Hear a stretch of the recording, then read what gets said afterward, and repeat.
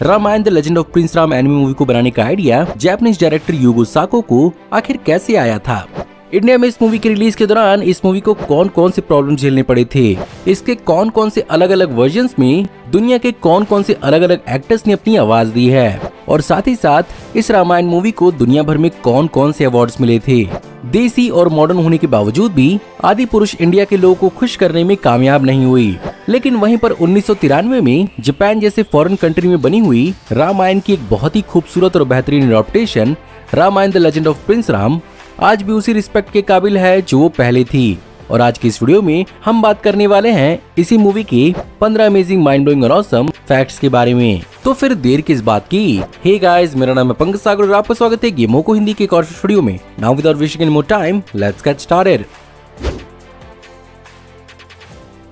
1992 के Ramayana the legend of prince Ram anime movie का concept 1983 में शुरू हुआ था, जिस समय Japanese film maker Yugo Sako the Ramayana relics नाम की डॉक्यूमेंट्री पर काम कर रहे थे, जो डॉक्टर बीबी लाल के अंदर इलाहाबाद में चल रहे एक्सकविशंस पर बेस्ड था।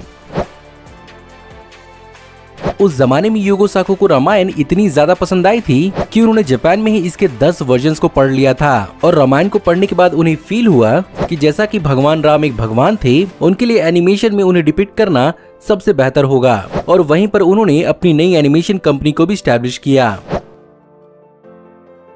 और इस कंपनी का नाम रखा गया Nippon Ramayan film company limited. और यहाँ पर इस मूवी को टेम्को लिमिटेड ने फाइनेंस किया था, जहाँ पर एक्चुअली इस मूवी को बनाने में इंडिया और जापान दोनों के तकरीबन 450 आर्टिस्ट की जरूरत पड़ी थी, और इस मूवी पर काम एक्चुअली 1990 में शुरू हुआ,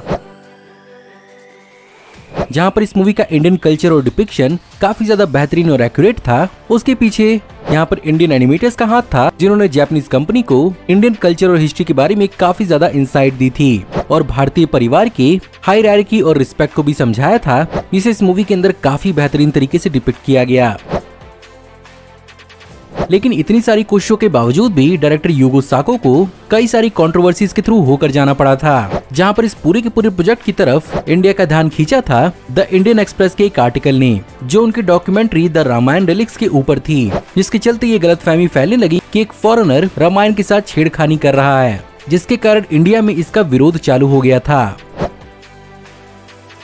और इसी चीज को ध्यान में रखते हुए युगो साको ने इंडियन गवर्नमेंट और इंडिया के कई सारे धर्म गुरुओं को इस एनिमेशन के बारे में और अच्छे से बताने की कोशिश की, और समझाया कि एनिमेशन जापान के अंदर एक कितना बड़ा आर्ट फॉर्म है और उनके दिल में रामायण के लिए कितनी रिस्पेक्ट है। साथ ही साथ उन्होंने गवर्नमेंट को ये भी एक्सप्लेन किया कि इस कदम से रामायण की पॉपुलैरिटी को दुनिया भर में फैलाया जा सकता है, जिसके लिए यहाँ पर गवर्नमेंट इनिशियली मान भी गई थी।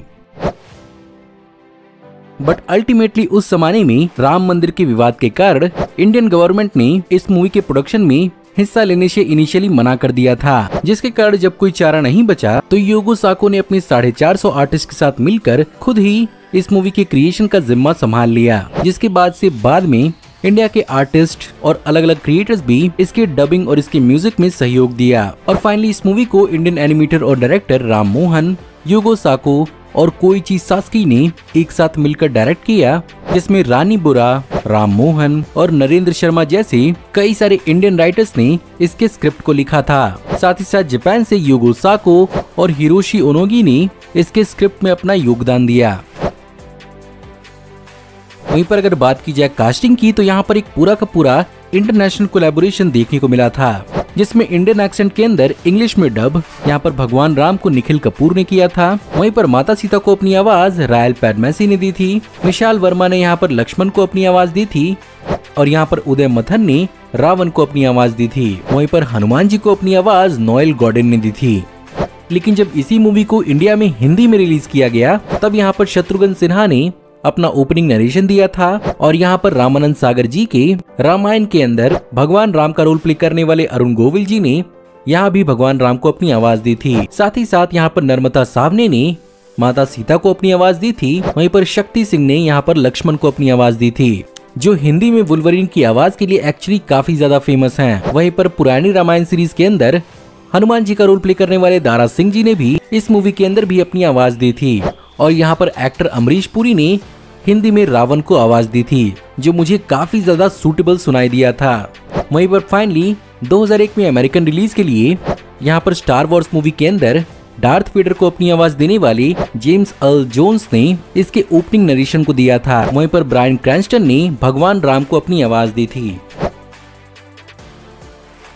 एक जापानीज एनिमेटेड मूवी होने के बावजूद भी इस मूवी को काफी ज्यादा शानदार और इंडियन कल्चर को ध्यान में रखते हुए डेवलप किया गया था, जिसमें इसके ओरिजिनल इंग्लिश वर्जन के अंदर कई सारे संस्कृत गानों का इस्तेमाल किया गया था, जिसमें सीता माँ के पंचवटी गाने को यहाँ पर कविता कृष्णमूर्ति ने संस्कृत में गाया था और विनोद राठौर ने हनुमान जी के गाने और कई सारे कोरस का यहाँ पर इस्तेमाल किया गया था। साथ ही साथ अमेरिकन रिलीज के अंदर यहाँ पर एलन हॉरवर्थ ने इस मूवी के अंदर एडिशनल म्यूजिक दिया था। लेकिन वहीं पर हिंदी वर्जन के लिए कविता कृष्णमूर्ति, साधना सरगम, उदित नारायण और कई सारे म्यूजिशियन और सिंगर्स ने इस मूवी के म्यूजिक को हिंदी में डेवलप करने के लिए कोलैबोरेट किया था। और फाइनली जब बात हो रही है रिलीज की, तो इसे इंडिया में इसके ओरिजिनल इंग्लिश वर्जन के साथ 24th international film festival new Delhi में 10 to 20 जनवरी 1993 में शोकेस किया गया था, जिसके बाद 1993 में ही इसे वैंकूवर इंटरनेशनल फिल्म फेस्टिवल में भी दिखाया गया। बाद में इसे हिंदी वर्जन के साथ इंडिया और जापान की डिप्लोमेटिक रिलेशनशिप्स के 40th एनिवर्सरी पर रिलीज किया गया था। लेकिन उस जमाने में राम जन्मभूमि मूवमेंट के चलते इस मूवी को काफी लिमिटेड तरीके से रिलीज किया गया था और इसे बाद में फाइनली कार्टून नेटवर्क इंडिया पर हिंदी में रिलीज किया गया, जिसके बाद साल 2000 में इटली के लूका फिल्म फेस्टिवल में इस मूवी को शोकेस किया गया, जिसके वहां पर पॉपुलैरिटी बटोरने के बाद इस मूवी को फाइनली अमेरिका में 2001 में रिलीज किया गया। और फाइनली साल 2022 में जैसा कि इंडिया और जापान के डिप्लोमेटिक रिलेशनशिप को 70 साल हो गए हैं, इस 17वीं एनिवर्सरी पर Ramayan the legend of prince Ram को फिर से रीमास्टर किया गया है, वो भी 4K में, जहां पर स्पेसिफिक रीमास्टर को एनिवर्सरी एडिशन बुलाया गया था और यहां पर इसके कई सारे पुराने विजुअल्स को इनहैंस किया गया था, जहां पर सिर्फ और सिर्फ इस मूवी को OTT, DVDs और ब्लू-रे प्लेटफॉर्म्स पर रिलीज किया गया था। और अगर यहाँ पर बात की जाए इस मूवी के पूरे क्रिटिकल परफॉर्मेंस की, तो सबसे पहले इसे साल 2000 में यूनाइटेड किंगडम के कार्डिफ इंटरनेशनल फिल्म फेस्टिवल के अंदर बेस्ट एनिमेटेड फिल्म का अवार्ड मिला था। साथ ही साथ अमेरिका के Santa Clarita international family film festival के अंदर इस मूवी को best animation film of the year का अवार्ड मिला।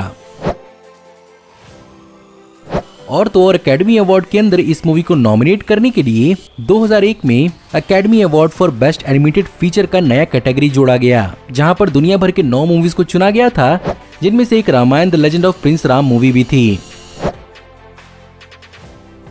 साथ ही साथ इस मूवी को वैंकूवर इंटरनेशनल फिल्म फेस्टिवल के अंदर एक्स्ट्रा ऑर्डिनरी बताया गया था, जहां पर इसके बैकग्राउंड म्यूजिक और सेटिंग की काफी ज्यादा तारीफ की गई थी। और आज तक ये मूवी IMDb के बेस्ट एनिमेटेड मूवीज की लिस्ट में सबसे हाईएस्ट रैंक पे आती है और इसने अब तक 9.2 आउट ऑफ 10 की रैंकिंग बरकरार रखी है। वहीं पर अगर बात करें बजट की, तो इस मूवी को उस जमाने में बनाने में $6.7 मिलियन यानी 67 लाख डॉलर्स की जरूरत पड़ी थी, जो जापानीज युआन के अंदर $800 मिलियन का था। डेफिनेटली उस जमाने में इस मूवी ने कुछ खास रिकॉर्ड तो नहीं तोड़ा था, बट हाँ आज तक ये हमारे दिल में बसती है और ये क्रिटिकली इतनी पावरफुल मूवी है जो इसके बजट को पूरी तरह से जस्टिफाई करती है। सो गाइज, उम्मीद करता हूँ कि आपको आज की वीडियो पसंद जरूर आई होगी। अगर आपको आज की वीडियो पसंद आई हो तो प्लीज वीडियो को लाइक जरूर करिएगा। और हाँ, Ramayan the legend of prince Ram के बारे में आप और क्या क्या जानते हैं हमें कमेंट्स में जरूर बताइएगा। हमारी आने वाली ऐसी ऑसम वीडियोस को देखते रहने के लिए हमारे चैनल को सब्सक्राइब करिए, बेल आइकन को दबाइए और हमारी वीडियोस को बिना मिस किए एंजॉय करते रहिए। और अगर आप चाहें तो इस वीडियो के लिंक को अपने दोस्तों के बीच में जितना हो सके उतना शेयर करें। Thank you for watching, see you in the next video. Till then take care, good bye.